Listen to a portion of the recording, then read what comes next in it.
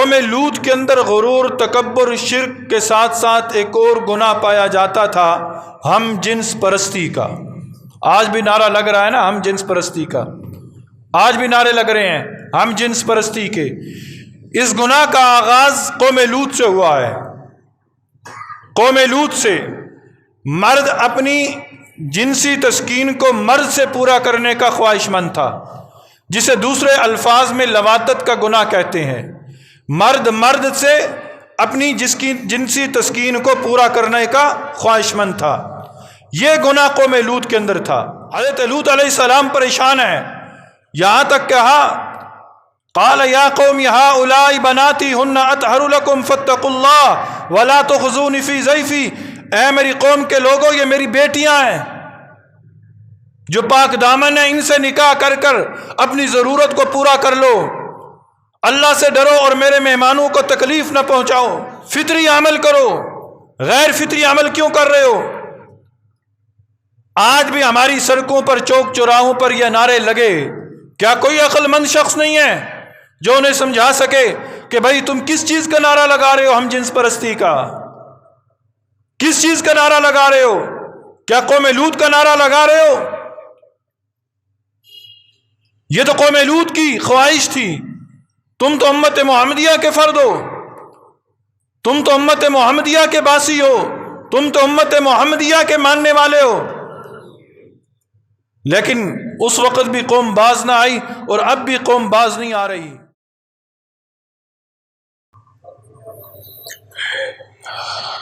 اعوذ باللہ من الشیطان الرجیم، بسم اللہ الرحمن الرحیم۔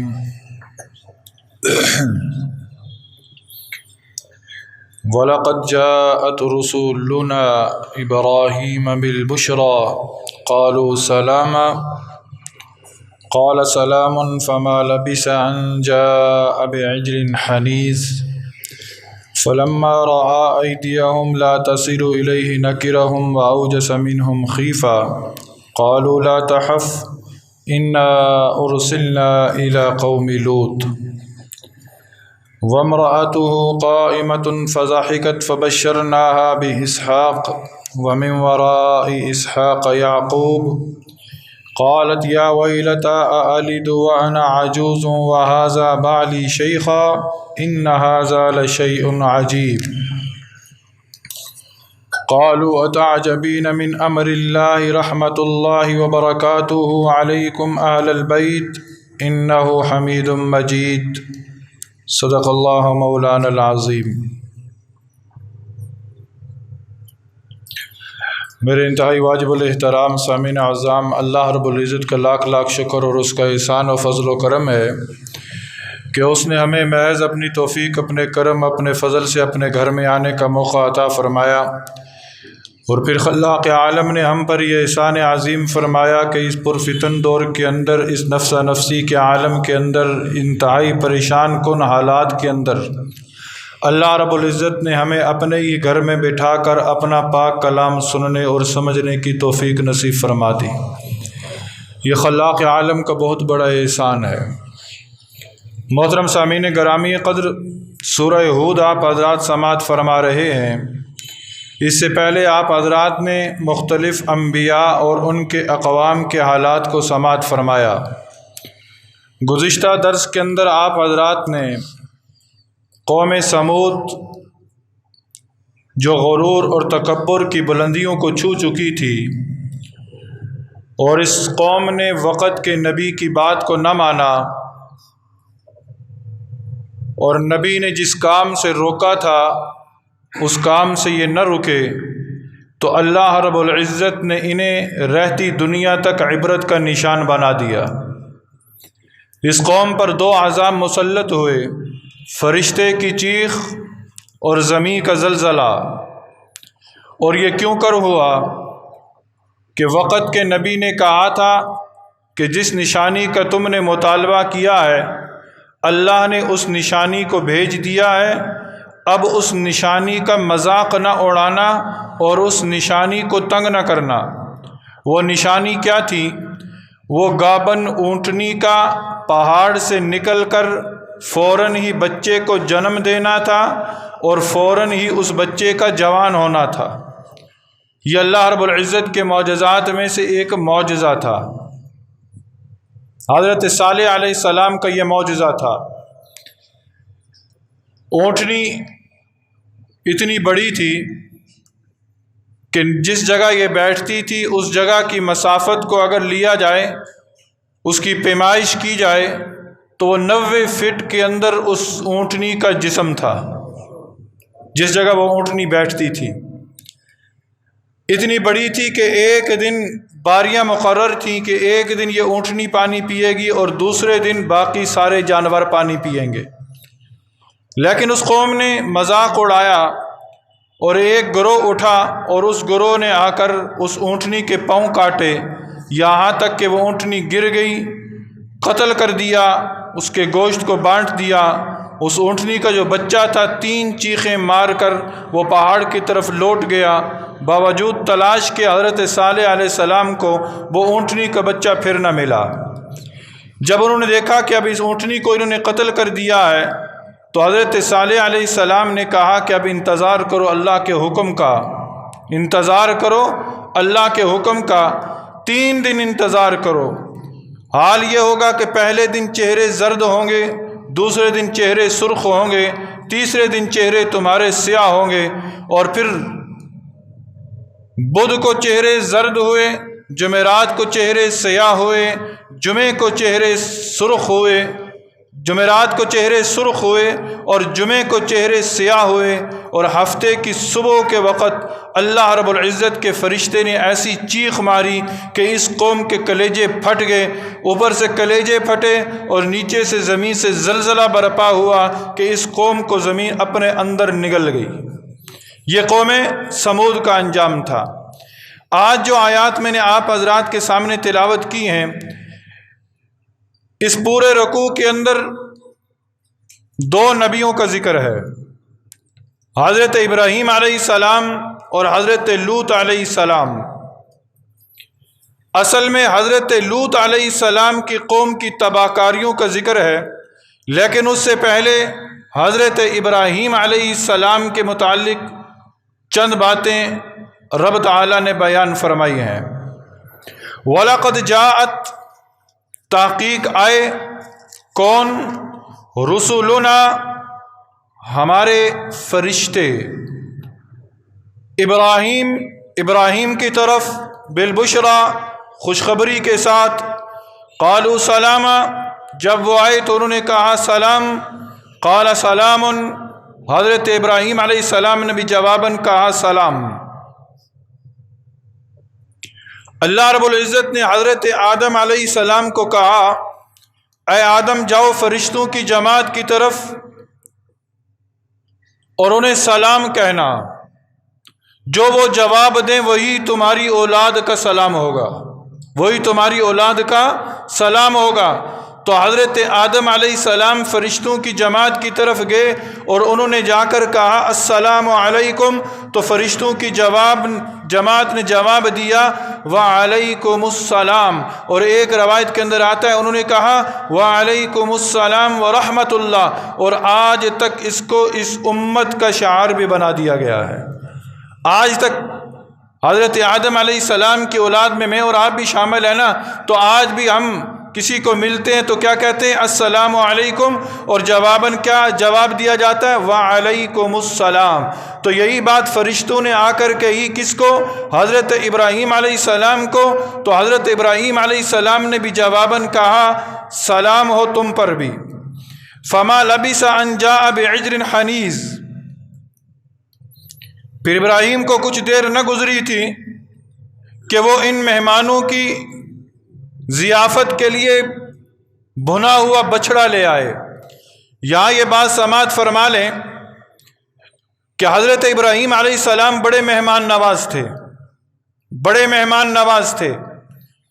جب یہ فرشتے ان کے پاس آئے تو یہاں یہ بات بھی جان لیں کہ یہ فرشتے انسانی شکلوں میں آئے تھے۔ حضرت ابراہیم علیہ السلام پہچانتے نہ تھے کہ یہ فرشتے ہیں، خوبصورت نوجوانوں کی شکل میں آئے تھے۔ کتنے تھے؟ 3 تھے، یا 12 تھے جمع کی تعداد میں، لیکن تعداد کتنی تھی اس کا علم نہیں ہے، 3 تھے یا 12 تھے۔ اور ایک روایت کے اندر آتا ہے یہ 3 فرشتے تھے، جبرائیل علیہ السلام، میکائیل علیہ السلام، اسرافیل علیہ السلام، یہ 3 فرشتے آئے تھے۔ بہرحال آنے والے فرشتے تھے، خوبصورت نوجوانوں کی شکل میں تھے۔ ابراہیم علیہ السلام کے دروازے پہ دستک دی، دروازہ کھلا، سامنے مہمان، اندر بلایا، اور فوراً ہی حضرت ابراہیم علیہ السلام مہمانوں کی ضیافت کے لیے مصروف ہو گئے۔ یہاں سے یہ بھی پتہ چلا کہ مہمان کا اکرام کرنا یہ سنت نبوی ہے، مہمان کا اکرام کرنا یہ سنت ابراہیمی ہے۔ حضرت ابراہیم علیہ السلام بڑے مہمان نواز تھے، وہ گھر آ کر بیٹھے، انہوں نے بھنے ہوئے بچڑے سے ضیافت کی، بھنا ہوا بچڑا لا کر سامنے رکھ دیا۔ اب دسترخوان پر بھنا ہوا بچڑا ہے، مہمان دسترخوان پر بیٹھے ہیں، لیکن مہمان ہاتھ نہیں بڑھا رہے آگے کھانے کے لیے، ہاتھ نہیں بڑھا رہے کھانے کے لیے۔ فلما رأى أيديهم لا تصل إليه نكرهم وأوجس منهم خيفة قالوا لا تخف إنا أرسلنا إلى قوم لوط۔ حضرت ابراہیم علیہ السلام ڈر گئے کہ آخر کیا وجہ ہے، یہ کھانا کیوں نہیں کھا رہے۔ اس وقت کی ایک روایت تھی کہ دشمن کے گھر کا کھانا نہیں کھاتا تھا، دشمن جو ہے وہ دشمن کے گھر کا کھانا نہیں کھاتا تھا، اس لیے کہ وہ سمجھتا تھا کہ جس کے گھر کا میں نے نمک کھا لیا اب میں نمک حرامی نہیں کر سکتا، جس گھر کا میں نے نمک کھا لیا اس سے دشمنی نہیں مول لے سکتا۔ اور آج ہمارے معاشرے میں جس کا کھاتا ہے اسی کو آنکھیں دکھاتے ہیں، جس کے کھاتے ہیں اسی کی ٹانگیں کھینچتے ہیں، جس کے گھر کا کھاتے ہیں اسی کے گھر کے خلاف پروپیگنڈے بناتے ہیں۔ یہ روایت تھی حضرت ابراہیم علیہ السلام کے دور کی کہ دشمن کے گھر کا کھانا نہیں کھاتا تھا۔ کیوں؟ کہ اگر کسی کے گھر کا کھانا کھا لیا اب وہ دشمن نہ رہا، اس کی دشمنی دوستی میں بدل گئی۔ کیوں؟ وہ جانتے تھے کہ اس گھر کا ہم نے نمک کھا لیا ہے۔ حضرت ابراہیم علیہ السلام بھی پریشان ہیں، کیا وجہ یہ کھانا نہیں کھا رہے، کہیں دشمن تو نہیں ہے، کہیں دشمن تو نہیں ہے۔ اسی پریشانی کے عالم میں حضرت ابراہیم علیہ السلام بیٹھے تھے، فرشتوں نے جان لیا کہ ابراہیم پریشان ہے، فوراً کہا قالوا لا تخف انا ارسلنا الی قوم لوط، اے ابراہیم پریشان نہ ہو، غم زدہ نہ ہو، خوف نہ کھا، ہم فرشتے ہیں جو قوم لوط کی طرف بھیجے گئے ہیں، ہم فرشتے ہیں جو قوم لوط کی طرف بھیجے گئے ہیں۔ یہاں پر بہت ساری روایات اور مقام پر بھی آپ حضرات سنیں گے، لیکن اصل اور تحقیقی روایات جو ہیں وہ یہی ہیں کہ انہوں نے کہا کہ ہم فرشتے ہیں، ہم کھانا کھانے والے نہیں ہیں، ہمیں تو قوم لوط کی طرف بھیجا گیا ہے۔ قریب ہی حضرت ابراہیم علیہ السلام کی بیوی کھڑی تھی، قریب ہی سارے منظر کو دیکھ رہی تھی۔ جب فرشتوں نے کھانا نہیں کھایا وہ بھی پریشان ہو گئی کہ آخر یہ کھانا کیوں نہیں کھا رہے۔ جب فرشتوں نے کہا کہ ہم فرشتے ہیں، انسان نہیں ہیں، تو وَامْرَأَتُهُ قَائِمَةٌ فَضَحِكَتْ، حضرت ابراہیم علیہ السلام کی بیوی جن کا نام حضرت سارہ ہے، حضرت سارہ ہے، قریب کھڑی تھیں۔ جب انہوں نے سنا کہ یہ فرشتے ہیں تو فضاحکت، پس وہ بھی ہنس پڑی، وہ بھی ہنس پڑی۔ فرشتوں نے ان کی طرف دیکھا، فبشرناها باسحاق، فبشرناها باسحاق ومن وراء اسحاق یعقوب۔ جب ابراہیم علیہ السلام کی بیوی ہنسی نا تو فرشتوں نے کہا کہ ہم آپ کو بیٹے کی بشارت بھی دے رہے ہیں۔ ایک تو ہم آئے ہیں قوم لوط کی طرف، اور دوسرا ہم آئے ہیں آپ کو بشارت دینے کے لیے۔ کس کو؟ حضرت سارہ کو۔ حضرت سارہ کے ہاں اولاد نہ تھی۔ اس سے 14 برس پہلے اللہ رب العزت نے حضرت ہاجرہ کو حضرت اسماعیل کی صورت میں بیٹا عطا فرمایا تھا۔ حضرت اسماعیل علیہ السلام بیٹے تھے کس کے؟ حضرت ہاجرہ کے۔ اور حضرت اسحاق علیہ السلام بیٹے تھے کس کے؟ حضرت سارہ کے، حضرت سارہ کے۔ یہ وہ چیزیں جو ہمارے علم کے اندر ہمیشہ رہنی چاہیے۔ اس کا ہمارے عقائد کے ساتھ تعلق ہے۔ کیوں تعلق ہے یہ آگے چل کر میں آپ حضرات کے سامنے عرض کرتا ہوں۔ پس یہاں پر حضرت سارہ کو جب یہ بشارت ملی تو وہ حیران ہو گئیں۔ قالت یا ویلتا اَأَلِدُ وَأَنَا عَجُوزٌ وَهَذَا بَالِي شَيْخًا إِنَّ هَذَا لَشَيْءٌ عَجِیب۔ کہا میں بوڑھی ہو چکی، عمر کتنی تھی؟ 99 برس۔ حضرت سارہ کی عمر کتنی تھی؟ 99 برس۔ اور حضرت ابراہیم علیہ السلام کی عمر کتنی تھی؟ 120 سال۔ 120 سال۔ کہا کہ یہ تو بڑی حیران کن بات ہے، مجھے اولاد کیسے ملے گی؟ میں تو بوڑھی ہو چکی ہوں۔ وَهَذَا بَالِي شَيْخًا، اور یہ بھی بوڑھا ہو چکا ہے، یعنی ابراہیم علیہ السلام یہ بھی بوڑھے ہو چکے ہیں۔ إِنَّ هَذَا لَشَيْءٌ عَجِیب، یہ تو بڑی عجیب بات ہے، یہ تو بڑی عجیب بات ہے کہ ہمیں اولاد ملے گی۔ فرشتوں نے کہا قالوا اتعجبین من امر اللہ رحمت اللہ وبرکاتہ علیکم اہل البیت، تم جو کہہ رہی ہو وہ عجیب بات نہیں، جو رب کہہ رہا ہے وہ عجیب بات ہے۔ اللہ کے حکم پر تعجب کر رہی ہو؟ آپ کا گھرانہ وہ ہے کہ جس پر اللہ کی رحمتیں ہیں، اللہ کی برکتیں ہیں۔ ابراہیم علیہ السلام کے گھرانے کے بارے میں کہا کہ آپ کا گھرانہ تو وہ ہے کہ جس پر اللہ کی رحمتیں اور اللہ کی برکتیں ہیں۔ یہاں لفظ آ رہا ہے اہل البیت۔ موجودہ دور کے اندر بس صرف میں اشارہ کر کے بات کو اپنے مقصد کی طرف لے جانا چاہتا ہوں۔ موجودہ دور کے اندر اہل بیت کا ذکر ہوتا ہے نا، اہل بیت کا ذکر ہوتا ہے تو اہل بیت سے کون سے لوگ مراد لیے جاتے ہیں؟ بیٹی، داماد، نواسے، بیوی کو نکال دیا جاتا ہے۔ رب کہہ رہا ہے ابراہیم علیہ السلام کے گھرانے کے بارے میں، حالانکہ اس وقت صرف ان کی بیوی موجود تھی، کوئی اور موجود نہ تھا، کوئی اور موجود نہ تھا۔ تو پتہ چلا کہ جب بھی اہل بیت کا ذکر آئے گا تو بیوی گھر کے اندر شامل ہوگی، بیوی گھرانے میں شامل ہوگی۔ اب بھی نبی صلی اللہ علیہ وسلم کے اہل بیت کا ذکر آئے گا تو نبی صلی اللہ علیہ وسلم کی ازواج شامل ہوں گی، نبی صلی اللہ علیہ وسلم کی بیویاں شامل ہوں گی، کیونکہ ابراہیم علیہ السلام کے گھرانے کی طرف رب تعالیٰ نے ذکر کیا تو کہا اہل البیت، اس گھر پر اللہ کی رحمتیں اور برکتیں ہیں۔ اس گھر میں کون کون تھا؟ ابراہیم تھے اور ان کی بیوی تھی، ابراہیم تھے اور ان کی بیوی تھی۔ تو بیوی نے کہا یہ بڑی عجیب بات ہے، تم اللہ کی بات پر عجب کر رہی ہو، اللہ کا تو بڑا فضل ہے اس گھرانے پر، تم صرف بیٹے کی خوشخبری نہ سنو۔ فبشرناها باسحاق، ہم صرف اسحاق کی خوشخبری نہیں دینے آئے، ومن وراء اسحاق یعقوب، ہم اسحاق کے پیچھے یعقوب کی بھی بشارت دینے آئے ہیں کہ اللہ تمہیں بیٹا بھی دے گا اور اس بیٹے سے ایک اور بیٹا، یعنی تمہارا پوتا بھی ہم اللہ کی حکم سے بشارت دینے آئے ہیں، تم پوتا بھی دیکھو گے۔ تو حضرت ابراہیم علیہ السلام 175 سال کی عمر انہوں نے پائی، اور انہوں نے پھر اپنی زندگی کے اندر اپنے پوتے حضرت یعقوب علیہ السلام کو بھی دیکھا ہے، حضرت یعقوب علیہ السلام کو بھی دیکھا ہے۔ اب آئیے اپنے عقیدے کی طرف۔ ہمارا یہ عقیدہ ہے نبی صلی اللہ علیہ وسلم، نبی صلی اللہ علیہ وسلم حضرت اسماعیل کی اولاد میں سے ہیں، حضرت اسماعیل کی اولاد میں سے ہیں، یہ ہمارا عقیدہ ہے۔ یہودی کہتے ہیں کہ نہیں، وہ حضرت اسحاق علیہ السلام کی اولاد میں سے ہیں، وہ حضرت اسحاق علیہ السلام کی اولاد میں سے ہیں، لیکن ہمارا عقیدہ ہے کہ نبی صلی اللہ علیہ وسلم حضرت اسماعیل علیہ السلام کی اولاد میں سے ہیں۔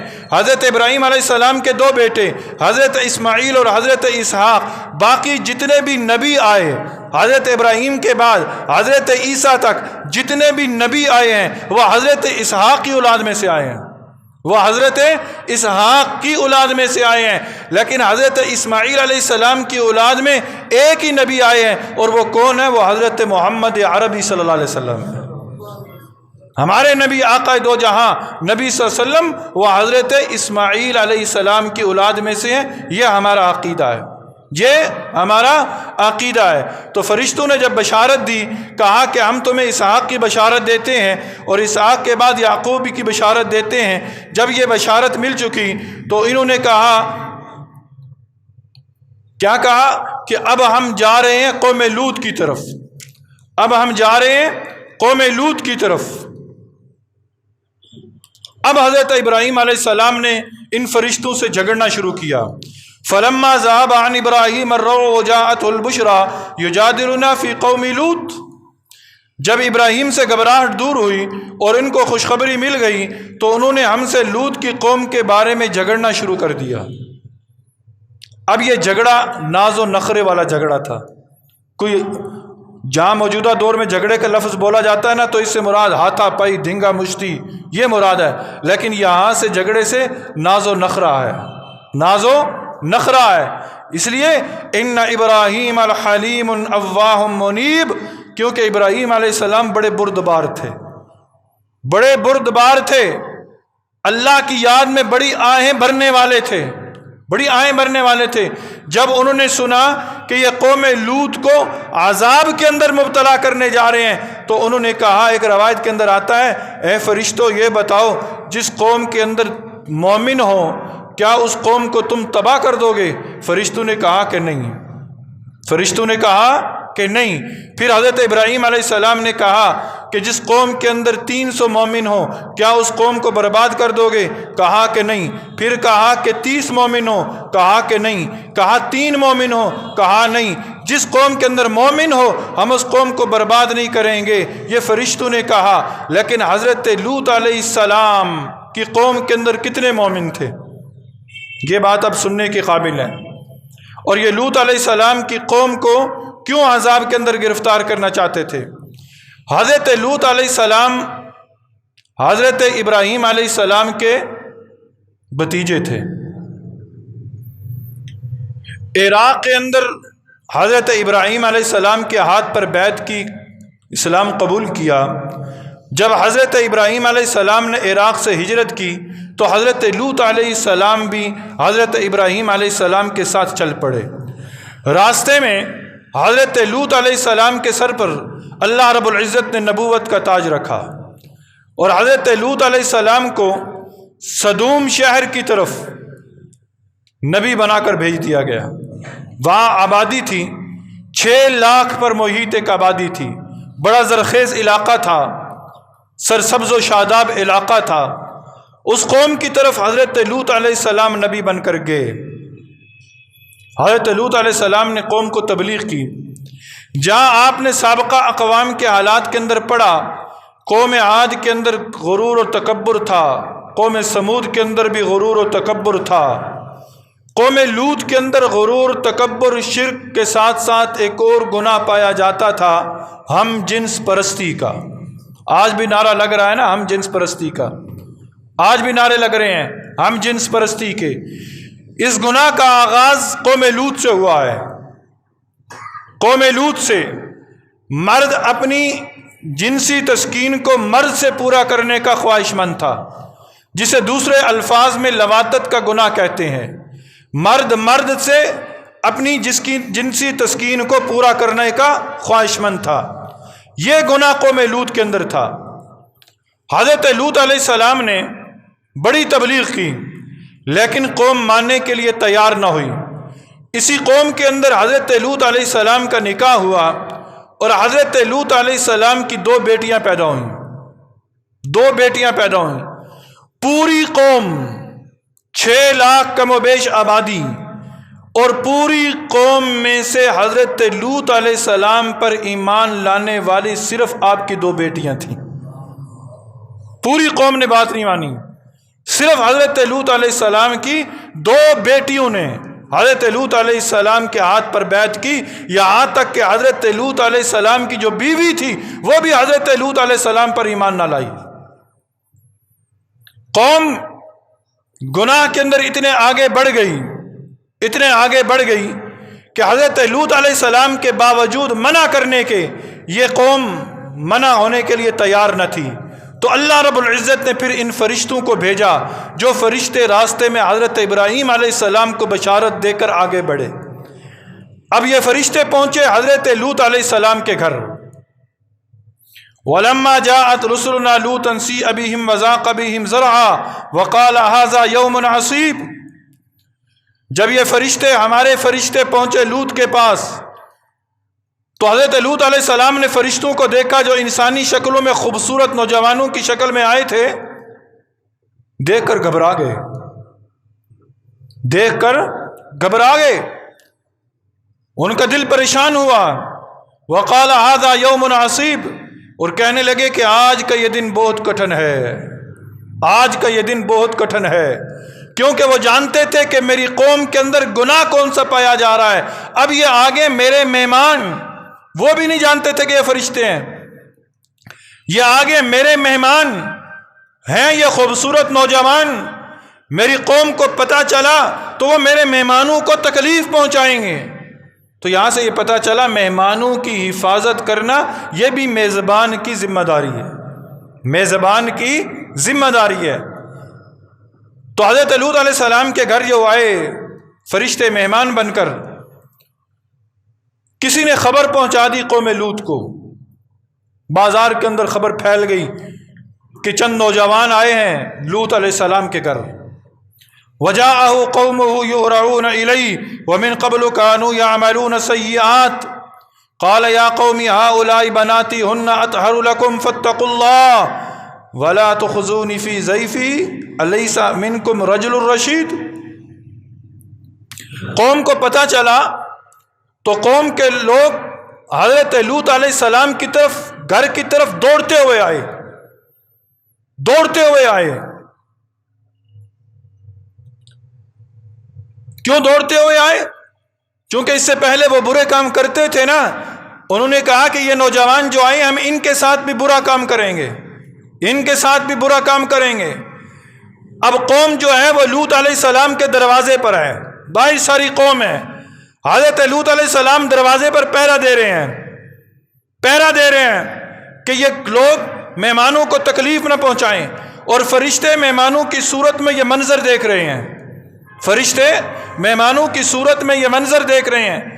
اب قوم آگے بڑھ رہی ہے، آگے بڑھ رہی ہے، یہاں تک کہ ایک روایت کے اندر آتا ہے قوم آئی، انہوں نے حضرت لوط علیہ السلام کو دھکا دیا، دروازے سے ایک طرف کیا اور اندر بڑھنے لگے کہ حضرت جبرائیل علیہ السلام نے پر مارا، حضرت جبرائیل علیہ السلام نے پر مارا، ان کے پر مارنے سے یہ ساری قوم اندھی ہو گئی۔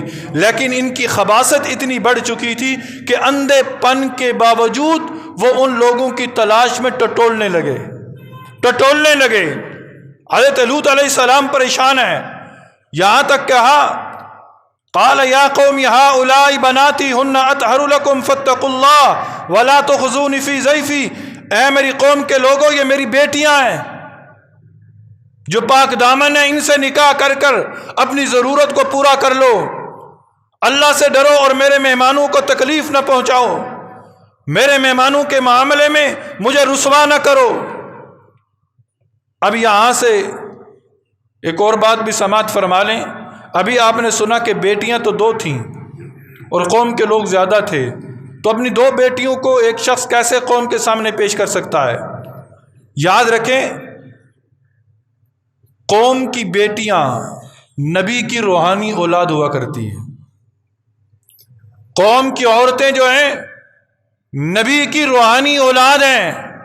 اس زمرے میں حضرت لوط علیہ السلام نے کہا تھا کہ میری قوم کی عورتیں چونکہ میری بیٹیاں ہیں، ان بیٹیوں سے نکاح کر کے، ان بیٹیوں سے نکاح کر کے اپنی جنسی تسکین کو پورا کر لو۔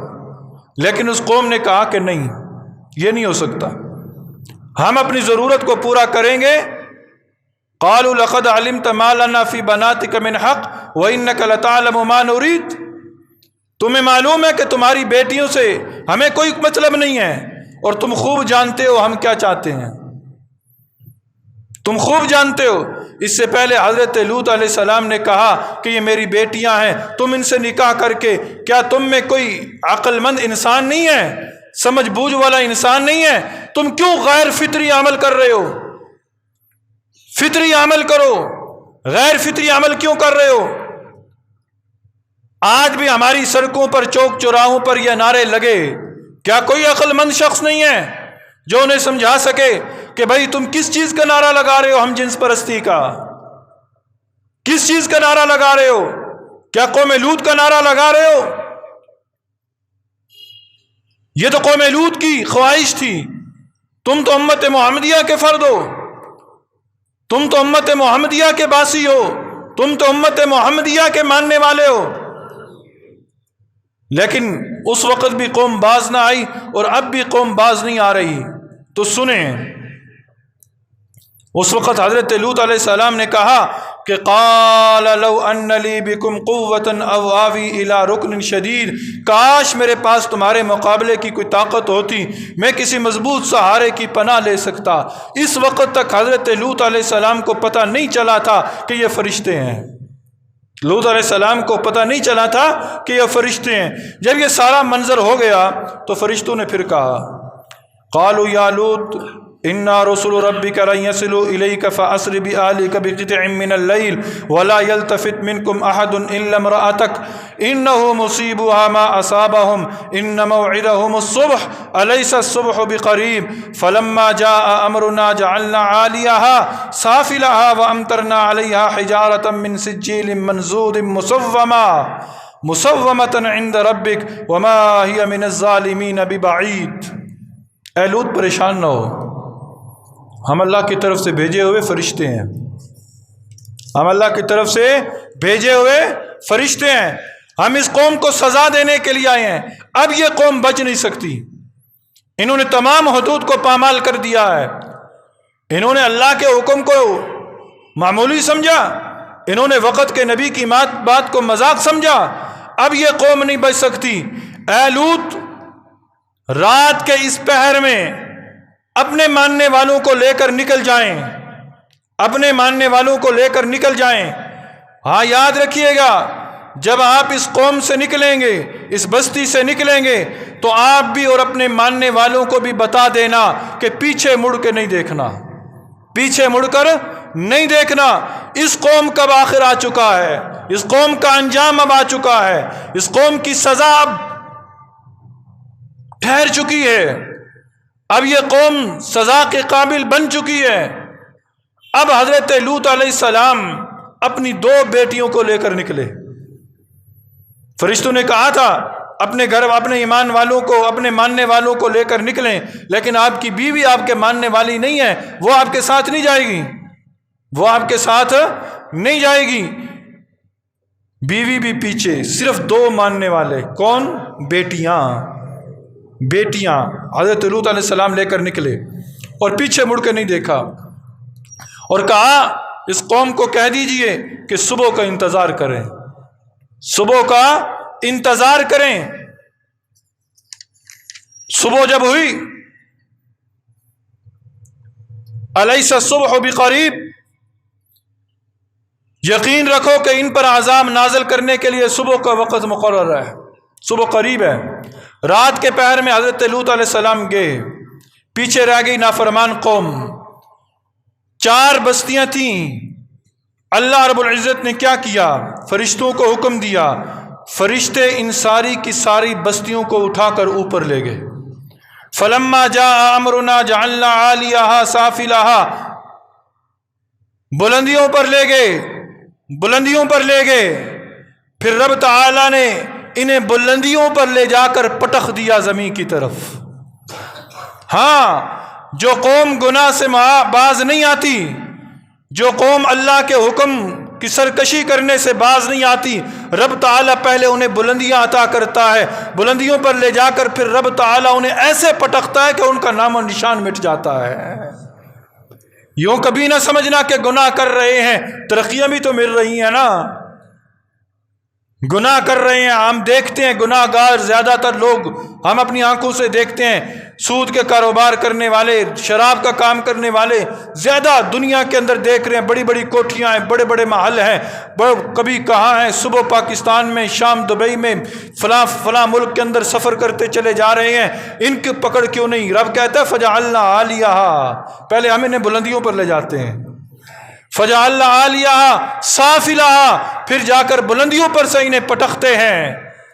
قوم لوط کے ساتھ بھی یہی ہوا، باز نہیں آئی نا قوم، رب انہیں پہلے اوپر لے گیا، اوپر لے جا کر انہیں اوندے منہ زمین کی طرف پٹخا، اور صرف پٹخا ہی نہیں، وَأَمْطَرْنَا عَلَيْهِمْ حِجَارَةً مِّن سِجِّيلٍ مَنْضُودٍ، اللہ رب العزت نے ان پر پتھروں کی بارش کی ہے، اور پتھر ایسے کہ ہر پتھر پر جس کو لگنا تھا اس کا نام لکھا ہوا تھا، اور کہاں لگنا تھا، چہرے پہ لگنا تھا، پشت پہ لگنا تھا، سر پہ لگنا ہے، پیٹ پہ لگنا ہے، جہاں لگنا ہے وہ جگہ بھی لکھی ہوئی تھی، وہ جگہ بھی لکھی ہوئی تھی۔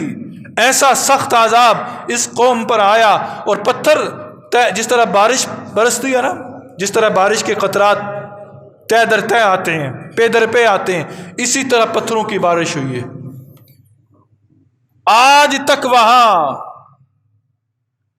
جس جگہ پر یہ ہوا، بڑے بڑے لوگوں نے جا کر وہاں دیکھا، لیکن آج تک وہاں سبزہ نہیں اگ سکا، سبزہ نہیں اگ سکا اس جگہ پر جہاں پر پتھروں کی بارش ہوئی تھی۔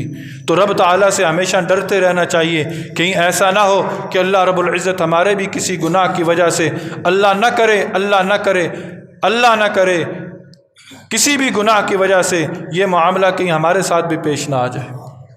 اللہ کی پناہ میں ہر وقت رہنا چاہیے، اور اللہ سے ہمیشہ معافی مانگتے رہنا چاہیے۔ تو قوم لوط، حضرت لوط علیہ السلام نبی بنا کر بھیجے گئے، کم و بیش 6 لاکھ کی آبادی تھی، کوئی بھی مسلمان نہ ہوا، بلکہ گناہوں کی دلدل میں اتنا آگے چلے گئے کہ وقت کے نبی کے گھر پر حملہ کر دیا۔ 2 بیٹیاں صرف مسلمان ہوئیں، ان کو لے کر حضرت لوط علیہ السلام باہر آئے تو اللہ تعالیٰ نے ساری قوم کو عذاب کے اندر مبتلا کر دیا۔ اللہ تعالیٰ ہم سب کو دین کی صحیح معنوں میں سمجھ نصیب فرما دے، آمین۔